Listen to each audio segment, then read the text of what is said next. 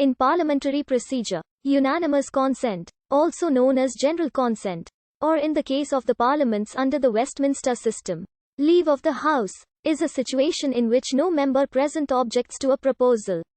Generally, in a meeting of a deliberative assembly, business is conducted using a formal procedure of motion, debate, and vote. However, if there are no objections, action could be taken by unanimous consent. The procedure of asking for unanimous consent is used to expedite business by eliminating the need for formal votes on routine questions in which the existence of a consensus is likely. The principle behind it is that procedural safeguards designed to protect a minority can be waived when there is no minority to protect. In non-legislative deliberative bodies operating under Robert's Rules of Order, unanimous consent is often used to expedite the consideration of uncontroversial motions. It is sometimes used simply as a time-saving device, especially at the end of the session. Sometimes members do not want a formal recorded vote on the issue, or they know that they would lose such a vote and do not feel a need to take time on it. Action taken by unanimous consent does not necessarily mean that it was taken by a unanimous vote. It does not necessarily mean that every member of the body would have voted in favor of the proposal. It may mean that members feeling that it would be useless to oppose a matter would simply acquiesce. For example, passing legislation via unanimous consent does not require that every member of a legislature, a majority of members or even a quorum of representatives to be present to vote. Unanimous consent merely requires that no representative of those present has asked to take a recorded vote or has requested quorum verification. For that reason, a claim that a piece of legislation was passed unanimously, when it was really passed via unanimous consent, can be misleading as to its level of support. Certain rights can only be waived by unanimous consent. For example, in disciplinary procedures, a single member can require the vote on the imposition of a penalty to be taken by ballot. When an item is before the assembly for action, such as a resolution, it is the right of every member to have it read once. Another case of this requirement is the reading of the minutes.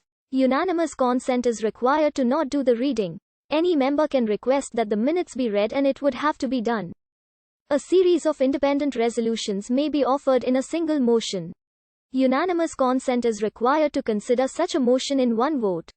Any member can demand a separate vote on one or more of the independent resolutions. Unanimous consent can be obtained by the chair asking if there are any objections to doing something. For instance, the chair may state, if there is no objection, the motion will be adopted. Since there is no objection, the motion is adopted. In Westminster parliaments, the wording could be, there being no objection, leave is granted. On the most routine matters, such as inserting an article into the congressional record in Congress, the chairperson may shorten the statement to 4 words, without objection, so ordered, or even to 2 words, without objection. Another example of this practice in the House of Representatives is when a series of votes has been interrupted by a speaker or other business. The chair will state, without objection, 5-minute voting will continue. If no member objects, the motion is adopted, but if any member objects, the motion is not adopted and cannot be agreed to without a formal vote. Raising an objection does not necessarily imply that the objector disagrees with the proposal itself. They may simply believe that it would be better to take a formal vote. Sometimes unanimous consent can be assumed if the chair perceives that no one would raise an objection if they formally asked. For instance, if it is obvious that the members of an assembly are absorbed in listening to a speaker who has exceeded the time limits on debate, but is about to conclude, the chair may allow the speaker to continue without interruption. Objections are sometimes used as a delaying tactic. The objector may have no disagreement with the proposal at issue, but chooses to object in order to force a time-consuming formal vote, which may include a period of debate as well. Many deliberative assemblies use a procedure known as the consent agenda. Matters believed to be non-controversial are placed on the consent agenda, and they are all adopted by a single motion.